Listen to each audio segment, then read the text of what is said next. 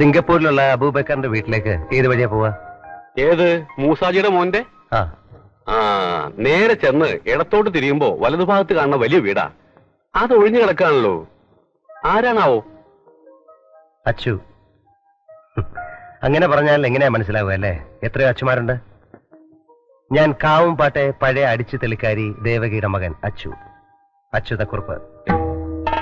വരട്ടെ.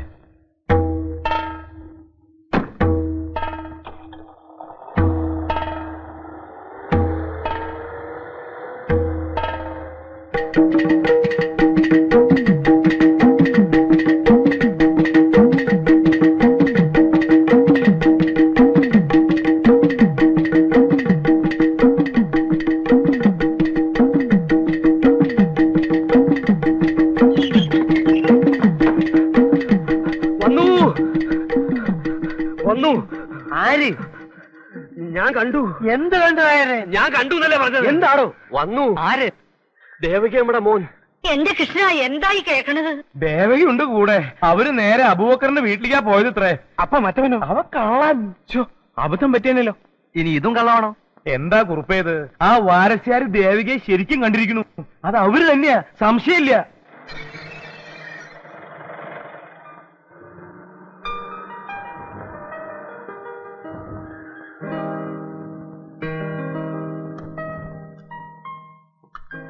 ഇന്നലെയാ മുതലാളിയുടെ കത്ത് കിട്ടിയത്. ഒന്നിനും കുറവുണ്ടാവരുന്ന് പ്രത്യേകം എഴുതിയിട്ടുണ്ട്. എത്ര നാളുണ്ടാവുമോ? ഒന്നും തീരുമാനിച്ചില്ല.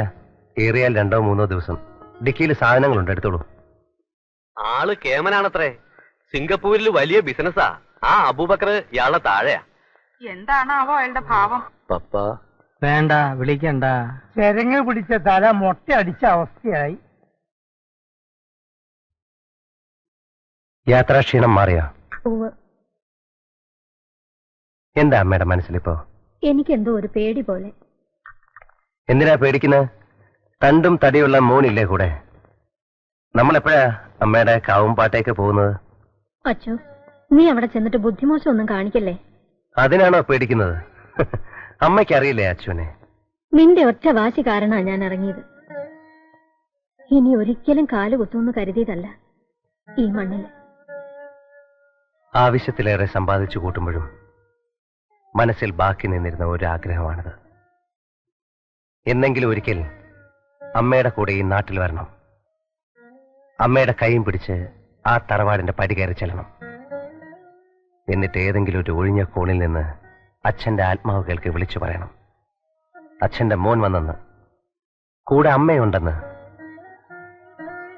അമ്മയ്ക്കും മോനും സുഖാണെന്ന്.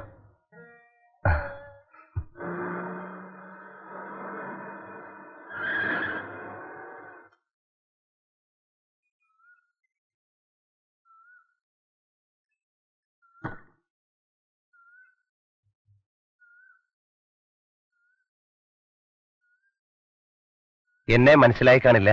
ഓ, എന്നെ മനസ്സിലായില്ലെങ്കിലും അമ്മയെ മനസ്സിലാവാതിരിക്കില്ല അടിച്ചു തെളിക്കാരി ദേവകി.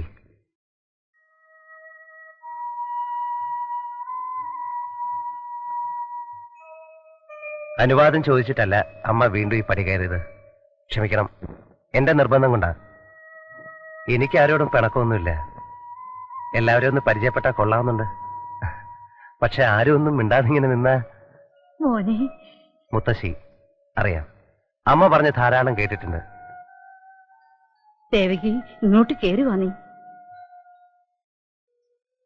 മുത്തശ്ശിയുടെ മുമ്പിൽ നിൽക്കാൻ ഇപ്പോഴും ധൈര്യമില്ല അമ്മയ്ക്ക്. പഴയതൊക്കെ മറക്കാനുള്ള പ്രയാസവും. എനിക്ക് പിന്നെ വിവരം കുറവാന്ന് അമ്മ പറയാറ്. അതുകൊണ്ടല്ലേ ഞാൻ കൂട്ടിക്കൊണ്ടു പോകുന്നത്. ദേവകി, എന്നോട് പൊറുക്കണം. നീ ദ്രോഹം മാത്രമേ നിന്നോട് ഞാൻ ചെയ്തിട്ടുള്ളൂ.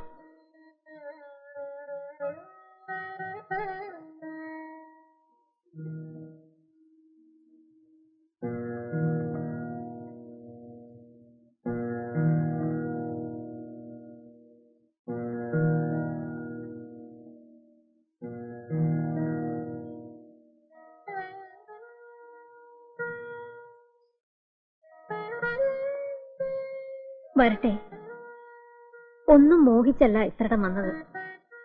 അച്ഛന്റെ ആഗ്രഹം. ഇനി വരലുണ്ടാവില്ല ഒരിക്കലും.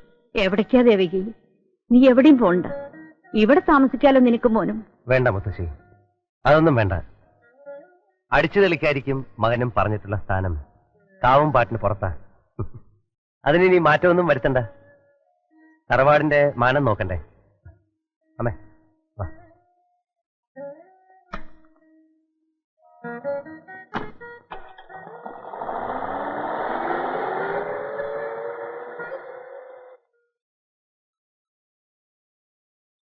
മുത്തശ്ശിയുടെ മനപ്രയാസം മനസ്സിലാവുന്നുണ്ട്.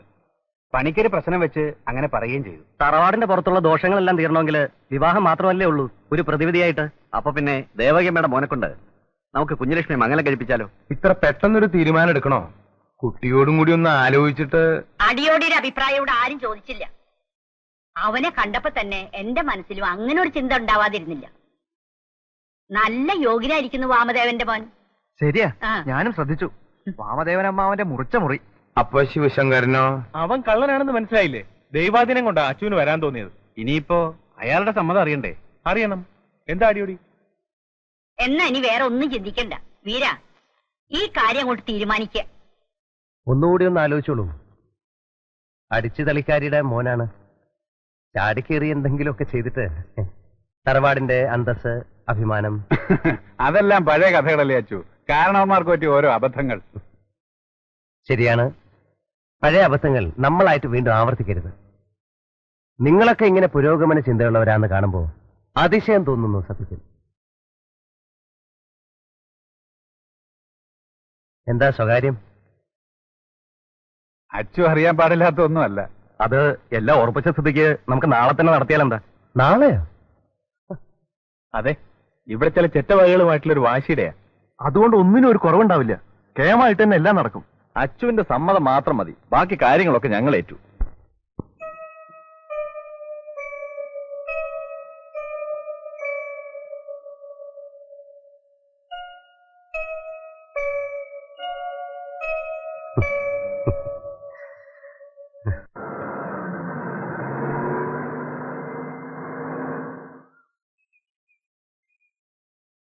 ആരാ ഈ കൂട്ടത്തിൽ ശിവശങ്കരൻ?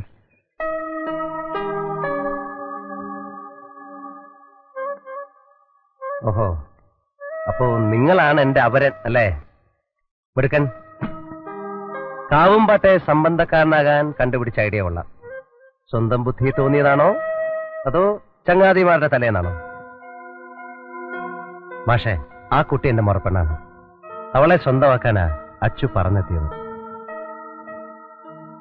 കല്യാണപ്രായമായെന്ന് കണ്ടിട്ട് തോന്നുന്നില്ലല്ലോ അല്ലേ? അതെ അതെ. സമയമാകുമ്പോ ശിവശങ്കറിന് പറ്റിയൊരു പെൺകുട്ടിയെ നമുക്ക് കണ്ടുപിടിക്കാം. കാവുംപാട്ടെ കുട്ടിയെ ഇങ്ങി വിട്ട് തന്നെ.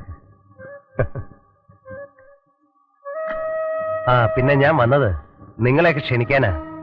എനിക്കിവിടെ സ്വന്തക്കാരായിട്ട് ആരുമില്ല. ഒരു കല്യാണമാകുമ്പോ ചെറുക്കന്റെ കൂടെയും വേണ്ടേ നിങ്ങളെപ്പോലെ യോഗ്യന്മാരായ 4-5 ആണുങ്ങള്. നാളെ എന്റെയും കുഞ്ഞലക്ഷ്മിയുടെയും കല്യാണമാണ്. കൃത്യസമയത്ത് തന്നെ എല്ലാവരും വരണം. ശിവശങ്കരനുണ്ടായിരിക്കണം എല്ലാറ്റിന്റെ മുമ്പില്. വരട്ടെ.